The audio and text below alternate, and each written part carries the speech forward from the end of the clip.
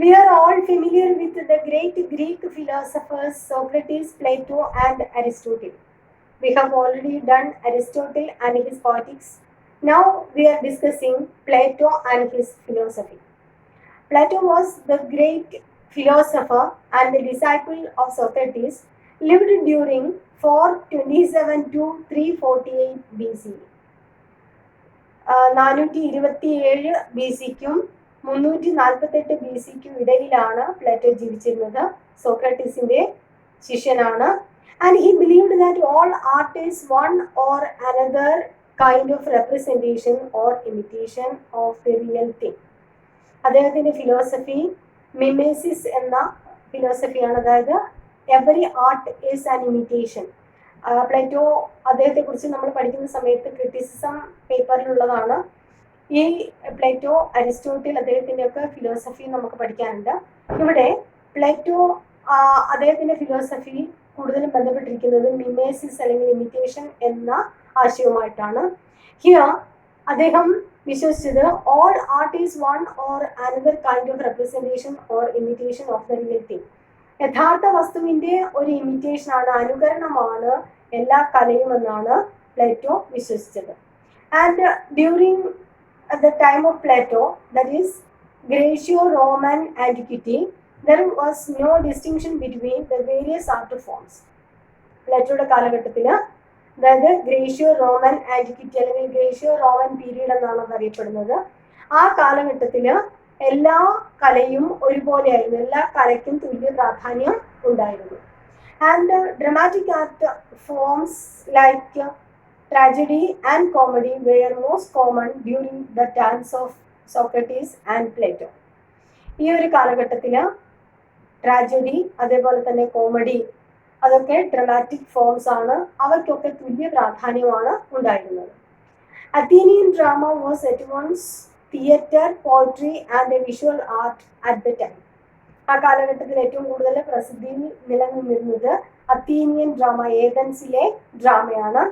Plato said poetry as mimesis based on the art of painting. ആ കാലഘട്ടത്തിൽ നമ്മൾ പറഞ്ഞു poetry, sculpture, painting, dramatic forms all are equal during the time of Plato. So based on the philosophy or the art of painting he said all art is mimesis or poetry is mimesis. Mimesis എന്ന് പറഞ്ഞു കഴിഞ്ഞാൽ imitation എന്നാണ്. പെയിന്റിങ്ങിന്റെ ആ ഒരു പശ്ചാത്തലത്തിലാണ് അദ്ദേഹം പറഞ്ഞത്. കാരണം ആ കാലഘട്ടത്തിൽ എല്ലാ കലകൾക്കും തുല്യ പ്രാധാന്യമായിരുന്നു. അതുകൊണ്ട് പെയിന്റിംഗ് എന്ന് പറയുന്നത് ഒരു വസ്തു നമ്മൾ കണ്ടിട്ട് പെയിന്റ് ചെയ്യുന്നത് പോലെ തന്നെയാണ് കവിതയും. ഒരു ജീവിതം അല്ലെങ്കിൽ ഒരു സംഭവം കണ്ടിട്ട് അതിനെ നമ്മൾ വീണ്ടും ഇമിറ്റേറ്റ് ചെയ്യുകയാണ് എന്നാണ് പ്ലേറ്റോ പറഞ്ഞത്. In Greek philosophy, there was a common belief that all human ideas are mere imitations of the ideal form of the true reality. ഇനി ഗ്രീക്ക് ഫിലോസഫിയിലെ ഒരു വിശ്വാസം എല്ലാ മനുഷ്യ ആശയങ്ങളും ഇമിറ്റേഷൻ ആണ് എന്നാണ്, ഒരു അനുകരണമാണ്. യഥാർത്ഥ വസ്തുതയുടെ അനുകരണമാണ് എല്ലാ കലകളും. For example, while drawing a circle, you have a notion about a circle in your mind. അതിന് ഉദാഹരണമായിട്ട് പ്ലേറ്റോ പറഞ്ഞത്, ഒരു സർക്കിൾ നമ്മൾ വരയ്ക്കുമ്പോൾ, ഒരു വൃത്തം വരയ്ക്കുന്ന സമയത്ത് നമ്മളുടെ ഉള്ളിൽ വൃത്തം എന്താണ് എന്നതിനെ കുറിച്ച് ഒരു ഐഡിയ ഉണ്ടാവും. വൃത്തത്തിന്റെ ആ ഒരു ഷേപ്പിനെ കുറിച്ചൊക്കെ നമുക്കൊരു ഐഡിയ ഉണ്ടാവും. ആ ഒരു ആശയം വെച്ചാണ്, ആ മനസ്സിലുള്ള ഒറിജിനൽ തിങ്ങിന്റെ ഇമിറ്റേഷൻ ആണ്, അതിന്റെ ഒരു എക്സ്പ്രഷൻ, അതിന്റെ ഒരു കോപ്പിയാണ് നമ്മൾ വരയ്ക്കുന്നത്. അതേപോലെയാണ് ഈ കലയും. Then thus, individual object of creation is imitation of imitations, and hence it is twice or thrice removed from reality. Plato പറഞ്ഞത്, ഇങ്ങനെ നമ്മളുടെ മനസ്സിലുള്ള ഒരാശയത്തിന്റെ അനുകരണമാകുന്നത് കൊണ്ട് തന്നെ it is twice or thrice removed from reality.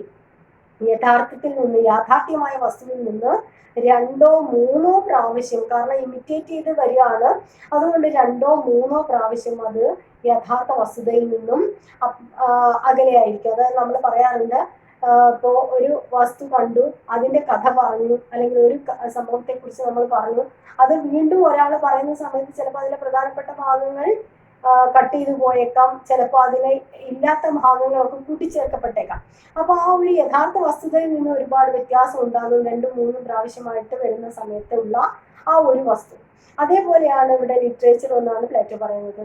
And thus all art, literature, painting, sculpture or poetry remains as copies of copy, futile but not malicious or but not vicious.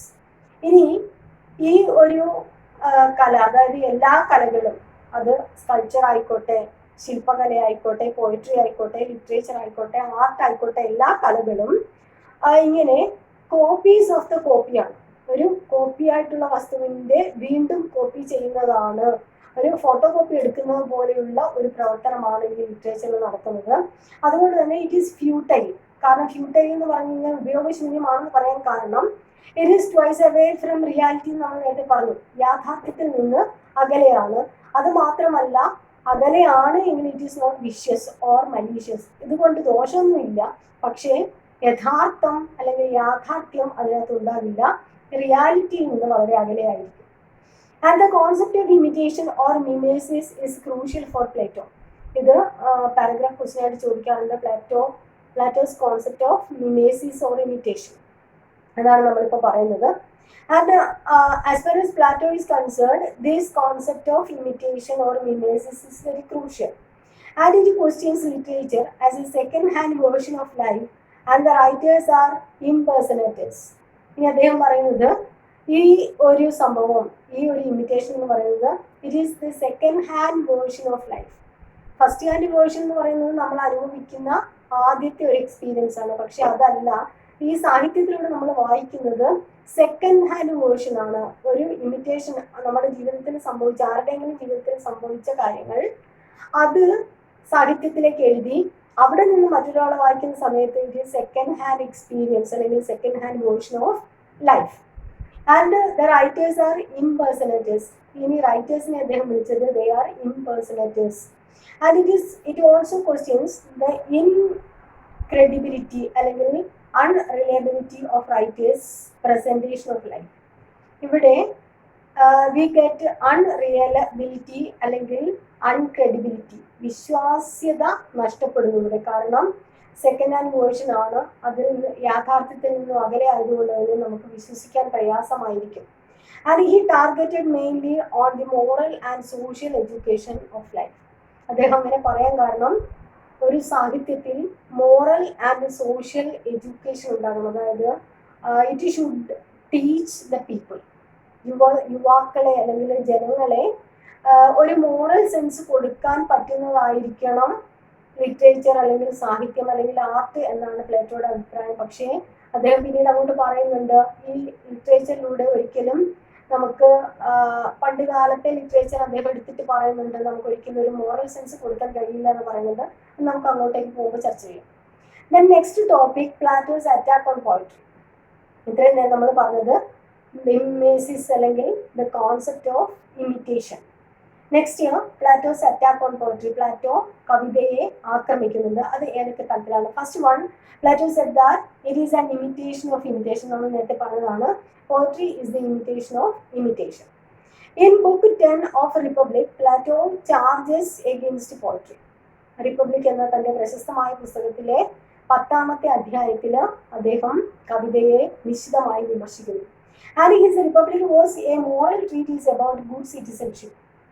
ഒരു നല്ല പൗരൻ എങ്ങനെയായിരിക്കണം അല്ലെങ്കിൽ എങ്ങനെ ഒരു നല്ല പൗരനായി മാറാം എന്നുള്ള കാര്യങ്ങളാണ് റിപ്പബ്ലിക്കിൽ പറയുന്നത്.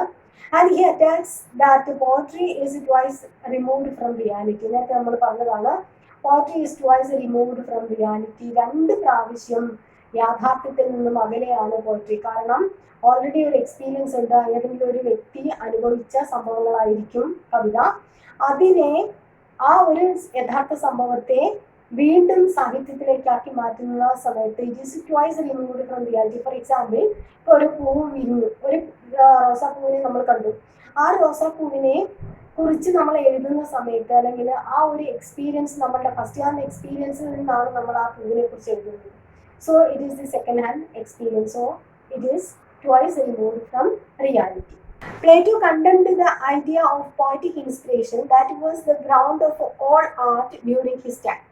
അദ്ദേഹത്തിന്റെ കാലഘട്ടത്തിൽ ഏറ്റവും പ്രാധാന്യമുള്ള ഒരാശയമായിരുന്നു പോയറ്റിക് ഇൻസ്പിറേഷൻ എന്ന ആശയം. അതായത് ആ ഒരു പ്രചോദനം, കാവ്യ പ്രചോദനത്തിലൂടെ മാത്രമേ ഇങ്ങനെയുള്ള സൃഷ്ടികൾ ഉണ്ടാക്കാൻ സാധിക്കുകയുള്ളൂ എന്ന ഒരാശയം. അതിനെ അദ്ദേഹം വിശദമായി വിമർശിക്കുന്നു. He holds that artist is an imitator of imitation who is ignorant of the true use and nature of what he imitates. ഒരു കലയെ അനുകരണത്തിന്റെ അനുകരിക്കുന്ന ആളാണ്. ഒരു കല അനുകരണമാണ്, അതിനെ അനുകരിക്കുന്ന ആളാണ് പോയറ്റ്. അതേപോലെ തന്നെ താൻ എന്താണ് ചെയ്യുന്നത് അല്ലെങ്കിൽ താൻ എന്താണ് അനുകരിക്കുന്നതെന്ന് അയാൾക്ക് പോലും അറിയാത്ത ഒരു വ്യക്തിയാണ് പോയറ്റ് എന്നാണ് വളരെ ശക്തമായിട്ട് എതിർക്കുന്നത്. പ്ലേറ്റോ വിശദമായി വിമർശിക്കുന്നു. ദെൻ സെക്കൻഡ് അദ്ദേഹം പറയുന്നത് poetry appeals to human emotions. ആദ്യം പറഞ്ഞു poetry is twice removed from reality, യാഥാർത്ഥ്യത്തിൽ നിന്ന് വളരെ അകലെയാണ്. രണ്ടാമത് പറയുന്നത് poetry appeals to human emotions, നമ്മളുടെ ഇമോഷനെയാണ് ബാധിക്കുന്നത്. Poetry is an imitation of imitation and it appeals to the basic human faculties. നമ്മളുടെ അടിസ്ഥാന ഇമോഷൻസ്, ബേസിക് ഇമോഷൻസിനെയാണ് കവിത ബാധിക്കുന്നത്. And the poet is a frenzied mad man and that is in his poetic inspiration doesn't please or affect the rational principle of the soul.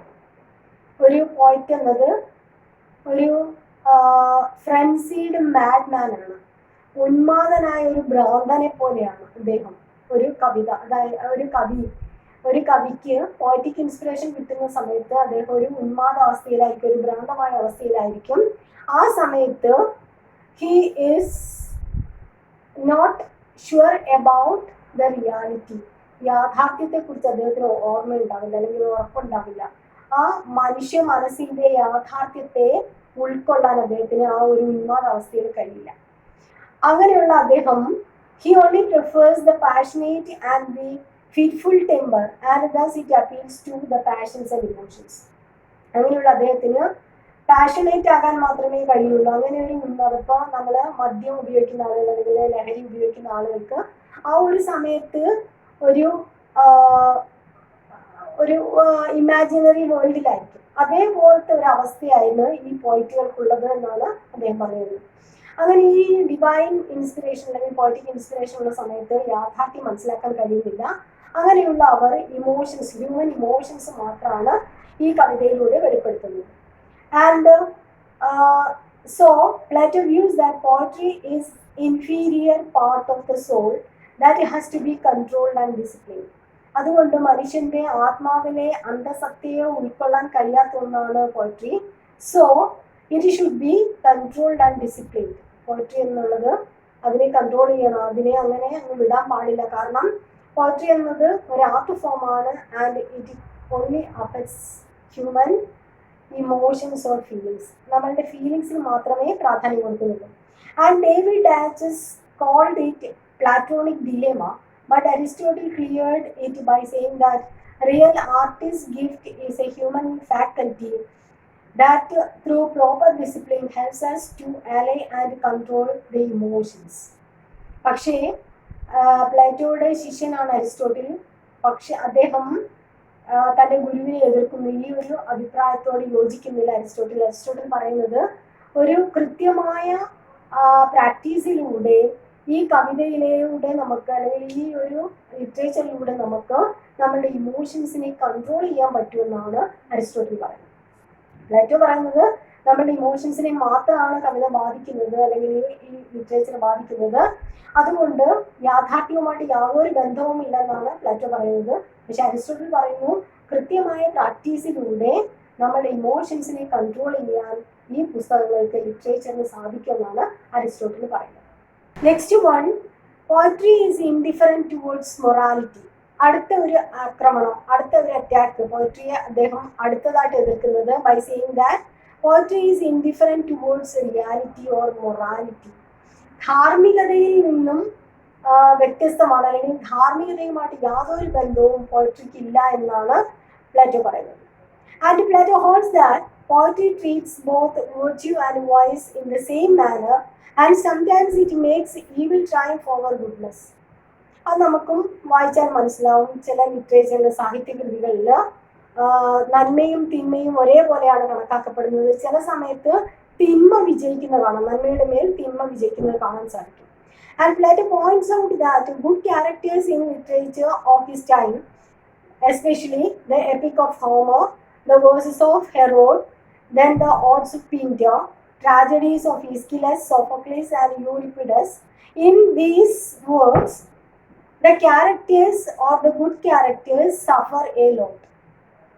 ഉദാഹരണത്തിന് അദ്ദേഹം പറയുന്നത് ഹോമറിന്റെ Iliad, Odissi പോലെയുള്ള കൃതികളിൽ, അതേപോലെ തന്നെ സോഫോക്ലീസിന്റെയും ഈസ്കിലസിന്റെയും യൂറിപ്പിഡസിന്റെയും ഒക്കെ നാടകങ്ങളിൽ, ട്രാജഡികളിലൊക്കെ നല്ല കഥാപാത്രങ്ങൾ ഒരുപാട് കഷ്ടപ്പെടുന്നതായിട്ടും ദുഷ്ടന്മാര് സന്തോഷം അനുഭവിക്കുന്നതായിട്ടും ഒക്കെ കാണാൻ സാധിക്കും. And they give us the feeling that many evil livers are happy and many righteous men are unhappy.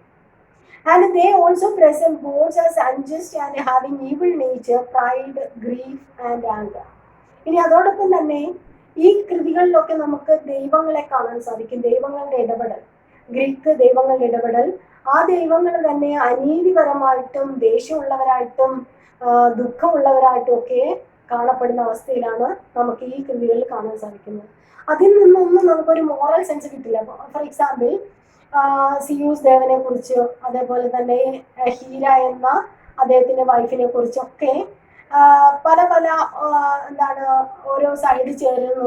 Trojan വാറൊക്കെ നടക്കുന്ന സമയത്തൊക്കെ ദൈവങ്ങൾ ഓരോ സൈഡിൽ നിൽക്കുന്നതായിട്ടൊക്കെ നമുക്ക് കാണാൻ സാധിക്കും. അപ്പൊ അതൊക്കെ തിന്മയുടെ ഭാഗത്ത് നിൽക്കുന്നവരുണ്ട്, നന്മയുടെ ഭാഗത്ത് നിൽക്കുന്നവരുണ്ട്. നന്മയുടെ ഭാഗത്ത് നിൽക്കുന്ന ദൈവങ്ങളൊക്കെ ചിലപ്പം തോറ്റു പോകാറുണ്ട്.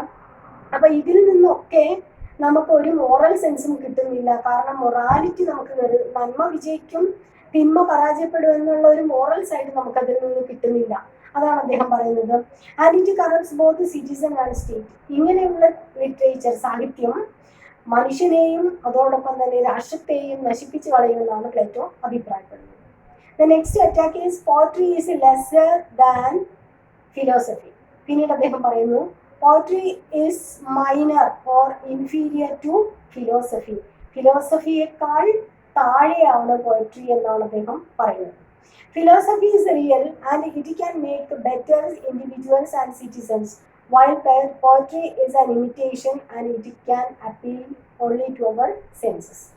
അദ്ദേഹം പറയുന്നു ഫിലോസഫി റിയൽ ആണ്, അതോടൊപ്പം തന്നെ വ്യക്തികളെയും രാഷ്ട്രത്തെയും ഒക്കെ സ്വാധീനിക്കാൻ കഴിവുള്ളതാണ് ഫിലോസഫി. അതേസമയം പോയട്രിക്ക് നമ്മളുടെ ഇമോഷൻസിനെ മാത്രമേ സ്വാധീനിക്കാൻ കഴിയുള്ളൂ. അത് ട്വൈസ് റിമൂവ്ഡ് ഫ്രം റിയാലിറ്റി, യാഥാർത്ഥ്യത്തിൽ നിന്നും വളരെ അകലെയുള്ള ഒന്നാണ് poetry. So he strictly says that poets are not needed in the ideal commonwealth or in his republic. അദ്ദേഹം റിപ്പബ്ലിക് എന്ന ആ പുസ്തകത്തിലൂടെ ഒരു രാഷ്ട്രത്തിന് രൂപകൽപ്പന ചെയ്തു. ഒരു രാഷ്ട്രം എങ്ങനെ ആയിരിക്കണം എന്നുള്ള ഒരാശയം പ്രകടിപ്പിക്കുന്നുണ്ട്. ആ പുസ്തകത്തിൽ അദ്ദേഹം പറയുന്നത് ഇങ്ങനെയുള്ള ആളുകളെ തൻ്റെ രാജ്യത്ത് വേണ്ട, പോയിറ്റുകളെ ഒന്നും രാജ്യത്തിന് വേണ്ട. കാരണം യാഥാർത്ഥ്യവുമായിട്ട് ഫിലോസഫിയുമായിട്ടൊന്നും യാതൊരു ബന്ധമില്ലാത്തവരാണ് അവരെ എൻ്റെ രാജ്യത്ത് വേണ്ട. ഈ ഒരു അഭിപ്രായമാണ് അദ്ദേഹത്തിന്. Then Plato's attack on drama. ഇനി നമ്മൾ ഇത്ര നേരം പറഞ്ഞത് പ്ലാറ്റോസ് അറ്റാക്ക് ഓൺ പോയട്രി ആണ്. ഇപ്പോൾ ഇനി പറയാനുള്ളത് പ്ലാറ്റോസ് അറ്റാക്ക് ഓൺ ഡ്രാമ. ഇതിൽ എക്സാമിന് ചോദിക്കുന്നത് Plato's ideas on മിമേസിസ് or inspiration, അത് പ്രധാനപ്പെട്ട ക്വസ്റ്റ്യൻ ആണ്. അതേപോലെ തന്നെ പ്ലാറ്റോസ് അറ്റാക്ക് ഓൺ പോയട്രി, അതേപോലെ തന്നെ മറ്റൊന്ന് Plato's concept about moral concern of literature. ലിറ്ററേച്ചറിന്റെ മോറൽ സെൻസ് എങ്ങനെയാണ് നമ്മളിപ്പോൾ പറഞ്ഞതാണ്.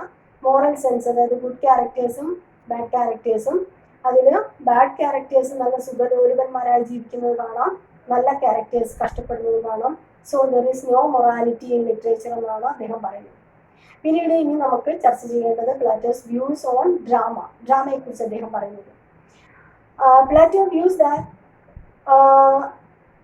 Equally applicable to dramatic works as it is a branch of poetry. അദ്ദേഹം പറയുന്ന ഈ കോൺസെപ്റ്റ്, ഈ പോയട്രിയെ കുറിച്ച് പറഞ്ഞ കോൺസെപ്റ്റ് ഒക്കെ തന്നെ it is applicable to drama. കാരണം എന്താണ്? Both are equal. കാരണം നേരത്തെ പറഞ്ഞു എല്ലാ സാഹിത്യകൃതികളും തുല്യമാണ് ആ കാലഘട്ടത്തിൽ.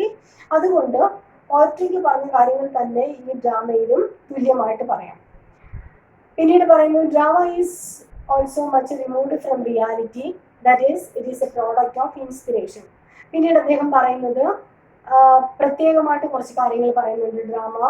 Drama is intended for staging and it depends on audience and so quarrels and wailings are necessary and also beastly lamenting in tragedies and comedies are important. Drama എന്ന് പറയുന്നത് സ്റ്റേജിൽ അവതരിപ്പിക്കാൻ വേണ്ടിയുള്ള ഒരു ആർട്ടാണ്. അതേപോലെ തന്നെ ഇറ്റ് ഡിപ്പെൻഡ്സ് ഓൺ ഓഡിയൻസ്. അതിൻ്റെ പ്രധാനികൾ audience ആണ്. ഒരു ഡ്രാമ സ്റ്റേജിൽ അവതരിപ്പിക്കുന്ന സമയത്ത് അതിൻ്റെ പ്രധാനപ്പെട്ട ഭാഗത്ത് അല്ലെങ്കിൽ പ്രധാനികൾ ഓഡിയൻസ് ആണ്. അതുകൊണ്ട് തന്നെ ആ ഓഡിയൻസിനെ തൃപ്തിപ്പെടുത്താൻ വേണ്ടിയിട്ട് there should be quarrels and wailings are included. അവിടെ ആ നാടകത്തിൽ അനാവശ്യമായിട്ടുള്ള സംഘർഷങ്ങളും കരച്ചിലുകളും ബീച്ചിലും ഒക്കെ ഉൾപ്പെടുത്തേണ്ടതായിരുന്നു. കാരണം ഈ ഓഡിയൻസിനെ തൃപ്തിപ്പെടുത്തണം. അതോടൊപ്പം തന്നെ Beasley lamenting in tragedies, animals കരയുന്നത് പോലെ ട്രാജഡികളിൽ വളരെ ശക്തമായിട്ട് കരയുക. അതേപോലെ തന്നെ കോമഡിയിൽ മറ്റുള്ളവരെ ഹേർട്ട് ചെയ്യുന്ന രീതിയിൽ കോമഡിയിലും, കാരണം ഈ ഓഡിയൻസിനെ തൃപ്തിപ്പെടുത്താൻ വേണ്ടിയിട്ട് മറ്റുള്ളവരെ ഹേർട്ട് ചെയ്തുകൊണ്ട് കോമിക് ലാഫ്റ്റർ അല്ലെങ്കിൽ കോമിക് റിലീഫ് ഒക്കെ ഉണ്ടാക്കുക. ഇതൊക്കെ ഈ നാടകത്തിൽ ഉൾപ്പെടുത്തേണ്ടതായി വരുന്ന സമയത്ത് it is twice removed from reality. യാഥാർത്ഥ്യവുമായിട്ട് യാതൊരു ബന്ധവും ഉണ്ടാവില്ല. His another attack is the impact of drama produces the actors themselves. പിന്നീട് അദ്ദേഹം പറയുന്നു ഈ ഡ്രാമയിൽ അവതരിപ്പിക്കുന്ന കഥാപാത്രങ്ങൾ, ആ കഥാപാത്രങ്ങളെ അവതരിപ്പിക്കുന്ന ആ ഒരു വ്യക്തികൾ ആ സ്വഭാവം തന്നെയായി മാറുന്നു. For example, when an actor constantly impersonates evil characters like cowards, knaves and criminals, these qualities may enter into his own self. അതിന് അദ്ദേഹം പറയുന്നത് ചില ദുഷ്ടന്മാരായിട്ടുള്ള കഥാപാത്രങ്ങൾ അല്ലെങ്കിൽ ക്രിമിനൽസ് ആയിട്ടുള്ള ഭീരുക്കളായിട്ടുള്ള ഒക്കെ കഥാപാത്രങ്ങളെ ചെയ്യുന്ന വ്യക്തിക്ക് കുറച്ച് കഴിഞ്ഞാൽ ഈ ഒരു കഥാപാത്രത്തിന്റെ സ്വാധീനം ഉണ്ടാവും. അങ്ങനെയുള്ള കഥാപാത്രത്തെ പോലെ തന്നെയായി മാറും യഥാർത്ഥ ജീവിതത്തിലും ഈ വ്യക്തി എന്നാണ് പ്ലേറ്റോ പറയുന്നത്. And similarly when characters portray good characters with courage, wisdom and virtue, they will become so. അതേപോലെ തന്നെ നല്ല കഥാപാത്രങ്ങളെ ചെയ്യുന്ന വ്യക്തികൾ നന്മയുള്ളവരും അതേപോലെ തന്നെ ബുദ്ധിയുള്ളവരും അങ്ങനെയുള്ള കഥാപാത്രങ്ങളെ ചെയ്യുന്ന സമയത്ത് ആ വ്യക്തികളും അങ്ങനെയായി മാറുമെന്നാണ് അദ്ദേഹം പറയുന്നത്. Next attack is he questions psychological impact of tragic and comic pleasure. അടുത്ത ഒരു attack tragic and comic pleasure എന്ന നാടകത്തിലെ പ്രധാനപ്പെട്ട സംഭവമാണ്. അതിൻ്റെ മാനസികമായിട്ടുള്ള പ്രതിഫലനം. There is A co existence between pain and pleasure. നമുക്കറിയാം സന്തോഷവും ദുഃഖവും തമ്മിലുള്ള ഒരു വേർപിരിയാൻ പറ്റാത്ത ഒരു ബന്ധമാണുള്ളത് സന്തോഷത്തിനും ദുഃഖത്തിനും. And human emotions like anger, envy, fear, grief, etc., though they are painful, provide pleasure through continuous indulgence. ഈ അസൂയ, കുശുമ്പ്, അതേപോലെ ദുഃഖം ഇവയൊക്കെ സങ്കടകരമാണ് എങ്കിലും അതിനുശേഷം നമുക്ക് കിട്ടുന്ന സന്തോഷം വളരെ വലുതാണ്. And the comic pleasure is malicious as it laughs at the weakness of a person. ഇനി ഈ കോമിക് പ്ലഷർ എന്ന് പറയുന്നത് മറ്റൊരാളുടെ വീക്ക്നെസ്, ദൗർബല്യത്തെ പരിഹസിച്ചിട്ട് ഉണ്ടാകുന്ന ഒരു സന്തോഷമാണ്. അതിലൂടെ നമുക്ക് ഫോർ എക്സാമ്പിൾ ഒരു കൂനുള്ള വ്യക്തി അല്ലെങ്കിൽ മുടന്തുള്ള വ്യക്തിയെ കാണുന്ന സമയത്ത് അയാളുടെ മുടന്തിനെ അല്ലെങ്കിൽ ആ കൂനിനെ പരിഹസിക്കുമ്പോൾ നമുക്ക് കിട്ടുന്ന ഒരു സന്തോഷം. അതേപോലെ ഒരാൾ വീഴുന്ന സമയത്ത് അയാൾക്ക് വേദന ഉണ്ടാവും, പക്ഷെ ആ വീഴുന്ന സമയത്ത് നമുക്ക് പെട്ടെന്ന് ചിരി വരുന്നു. ആ സംഭവമൊക്കെ ഒരാളുടെ വേദനയിലാണ് നമുക്ക് സന്തോഷം പകരുന്നത്. അപ്പൊ അങ്ങനെയുള്ള സന്തോഷങ്ങൾ, അതേപോലെ തന്നെ comedy should be a social satire, not intend to the weaker sections or weakness of a person. അതുകൊണ്ട് പ്ലേറ്റോ പറയുന്നത് ഒരാളുടെ ദൗർബല്യത്തെയോ അല്ലെങ്കിൽ ഒരു വീക്കർ സെക്ഷൻ, ദൗർബല്യമുള്ള താഴേക്കിടയിലുള്ള, അതേപോലെ തന്നെ കോമിക് ക്യാരക്ടേഴ്സ് എന്ന് പറയുന്നത് താഴേക്കിടയിലുള്ള ആളുകളായിരിക്കും. ഹയർ ക്ലാസ്സിലുള്ള ആളുകളൊന്നും ഒരിക്കലും പരിഹസിക്കുന്നത് ഏറ്റവും താഴേക്കിടയിലുള്ള ആളുകളായിരിക്കും. അതുകൊണ്ട് അങ്ങനെയുള്ള വീക്കർ സെക്ഷൻസിനെയും ഉൾപ്പെടുത്താൻ പാടില്ല. അതേപോലെ തന്നെ ഈ പാവങ്ങളെയൊക്കെ നമ്മൾ പരിഹസിച്ചിട്ട് കിട്ടുന്ന സന്തോഷം, അങ്ങനെയൊന്നും നാടകത്തിൽ ഉൾപ്പെടുത്താൻ പാടില്ല എന്നാണ് അദ്ദേഹം പറയുന്നത്. അങ്ങനെയുള്ള അതിലൂടെ കിട്ടുന്ന സന്തോഷം എന്നത് നല്ലതല്ല എന്നാണ് പ്ലാറ്റോ പറയുന്നത്. Next one, poetry and drama are divine inspirations and thus writers are madmen in fancy. നേരത്തെ നമ്മൾ പറഞ്ഞതാണ് ഇൻ ഫ്രൻസീഡ് മൂഡ്, അതായത് നേരത്തെ പറഞ്ഞ പോലെ ഒരു മാഡ്നെസ്സിലാണ്, ഒരു ഉന്മാദ അവസ്ഥയിലാണ് ഈ റൈറ്റേഴ്സ് ഉള്ളത്. ഈ ഡിവൈൻ ഇൻസ്പിറേഷൻ അല്ലെങ്കിൽ പോയറ്റിക് ഇൻസ്പിറേഷൻ കിട്ടുന്ന സമയത്ത് ഈ ഒരു കാവ്യ പ്രചോദനം എന്നത് ഒരു ഉന്മാദ അവസ്ഥ പോലെയാണ്. So they are twice removed from reality. യാഥാർത്ഥ്യത്തിൽ നിന്നും വളരെ വിദൂരമായിരിക്കും ഈ സാഹിത്യം, അത് കവിതയായാലും നാടകമായാലും. These are the main points. Hope you enjoyed it. Thank you.